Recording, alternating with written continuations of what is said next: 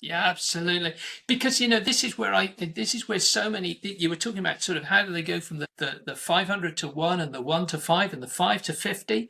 The problem is that so often it's because of these bottlenecks where founders go, there's only so much time I've got and Mm. I can only trust one person to do this. The rule of one is humongous. It's hugely damaging. And I learned the rule of one because one of the businesses I built, we had 90% of our business with one customer, and we thought that customer loved us, and we thought that we were going to make $1 million out of that customer. And then the customer CEO changed, and we got dumped. And Wow. the business almost disappeared overnight. And I sat one evening and I thought to myself, how could I be so blind that I believed that one customer was going to take us all the way? I suddenly realized how dangerous it is to have just the number one. And since then, every business I've worked with, every business owner I work with, everybody that I get into investment, we always ask the question, is there one customer? Is there one team member? Is there one supplier? Is there any number